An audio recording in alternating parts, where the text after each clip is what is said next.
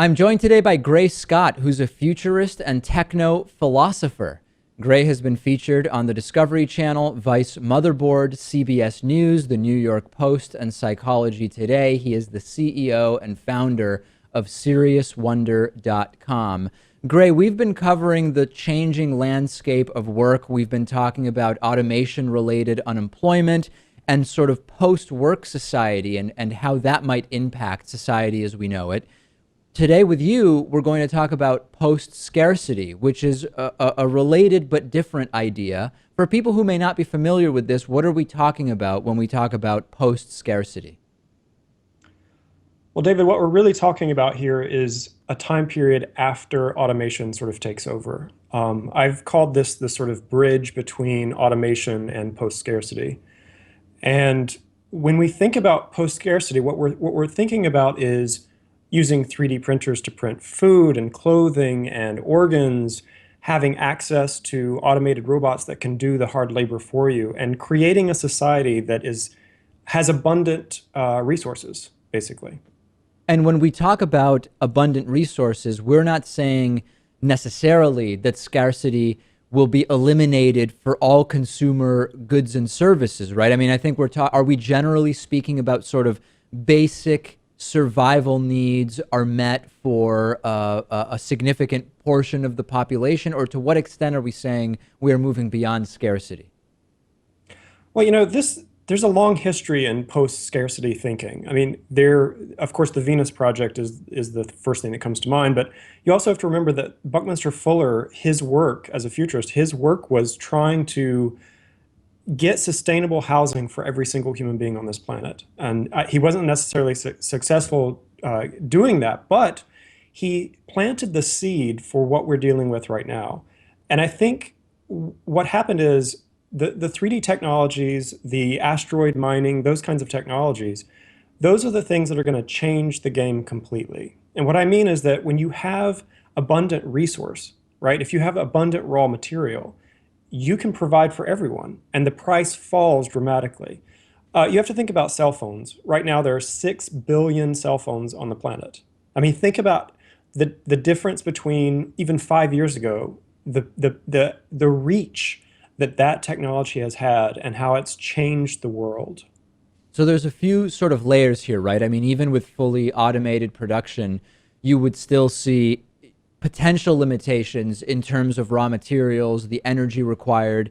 If we think about the current way in which we produce, even if we were to replace people with robots, we would still have significant environmental impact from producing in a way that would eliminate scarcity from so many of our common goods. So how are those factors sort of thought of when we think about a post-scarcity world?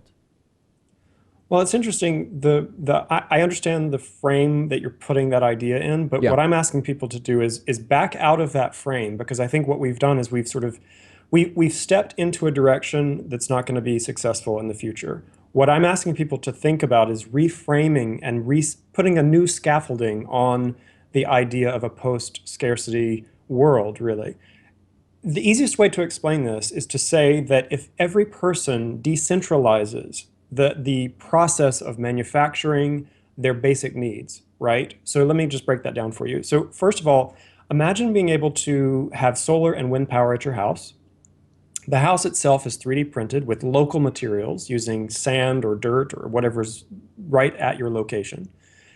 And the 3D printer that you're using can print another 3D printer. I mean, that in itself is the change point for all of this. When a 3D printer can print another 3D printer that can print anything, then all you have to do is get the raw materials to your location.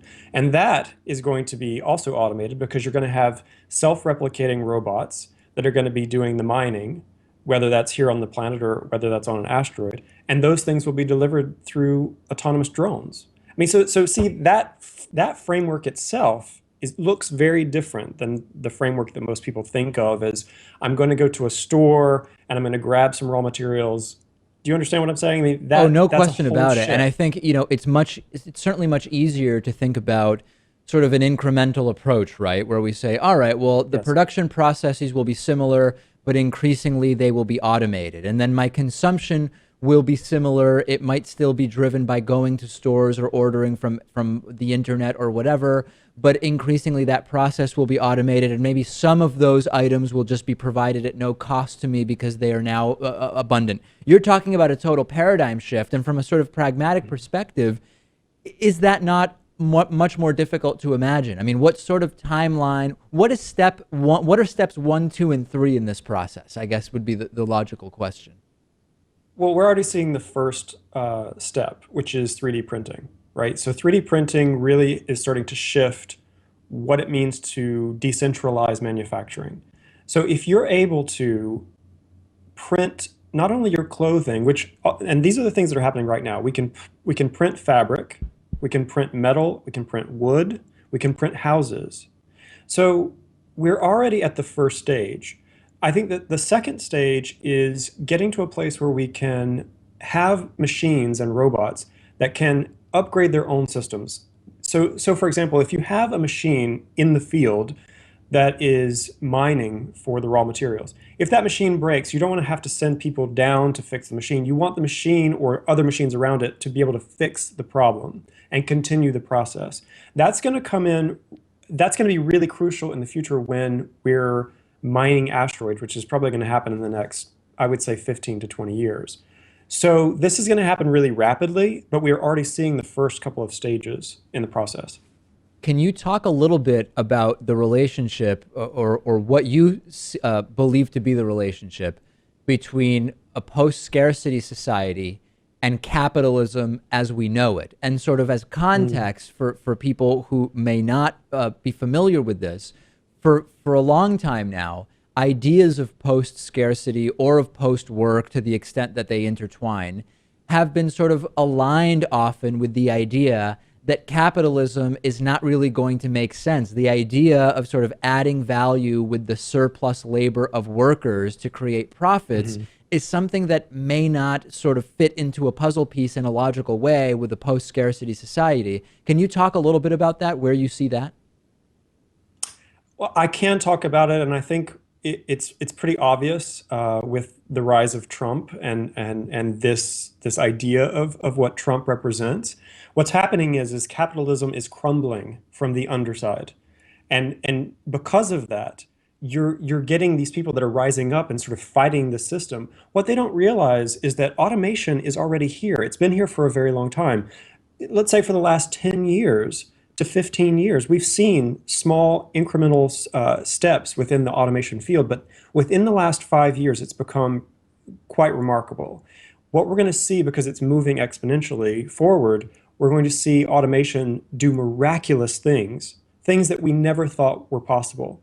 So you have to imagine, if I can send a drone directly to any customer, any service can be provided through sending this drone out. Who do I need to go to if I have the drone? That decentralizes the entire process. So what is happening with capitalism is that it's becoming decentralized. We don't have to buy services from one specific place. We can be the manufacturers of our future. That's what I'm trying to get people to understand is, stop thinking about going out to get the service or the product. You're going to become the manufacturer. You're decentralizing the entire system. And when that happens, how does capitalism survive that? And so I think that's why you're seeing this rise and people being frustrated with capitalism, is that it's starting to crumble and they don't have an alternative scaffolding to sort of get their heads around. Hey, Gray, whenever I talk about either autonomous self-driving vehicles, increased technological unemployment, drones delivering product, whatever, there's always a fraction of my audience that, not as a sort of casual thing, but very angrily says, David, stuff is nonsense. It's rotting your brain. This stuff is never going to happen, period. And my reaction is always, well, it's already happening. We're already seeing automated trucks in mines in Canada. We already have, I mean, for $300, you can go out and buy a drone already. It's abundantly clear that it's happening. Tesla essentially has an autonomous vehicle already, although legally they can't call it that. How do you react to the people, or what is your analysis of those individuals who seem to resist accepting that things are changing in this way in spite of the evidence? Well, this is the base point of my work as a futurist, is that I keep telling people that we don't teach our children about the future. We have enormous amounts of content about the history of our planet. We have very little understanding of how to deal with the future. And that really is what my work is about, is trying to get people to rethink what it means to think about the future. How do we think about the future? If you say to people, there are 3D printers that are printing organs, or there are 3D printers that are printing fabric to make clothing, and they say, well, that sounds insane. When it's here, we have it in tangible proof. The proof is there. The only problem is that if they haven't touched it, if they haven't used it themselves, there's this tendency to have this sort of glaze of denial about the future. But what happens is there's a saturation point eventually. And people, just like with smartphones, there was a slow saturation point. And that's what's happening with 3D printing. Slowly, people are moving into the market, and now you have kids, and let's say kids in their early teens are now saying, "I wish I had a 3D printer." Are parents responding to that? I mean, how do they respond to that if they've never touched a 3D printer? Absolutely fascinating. We've been speaking with Gray Scott, who is a futurist and techno-philosopher. Check out his website, seriouswonder.com. Gray, thanks so much for talking to us about this. Thank you, David. Thanks for having me.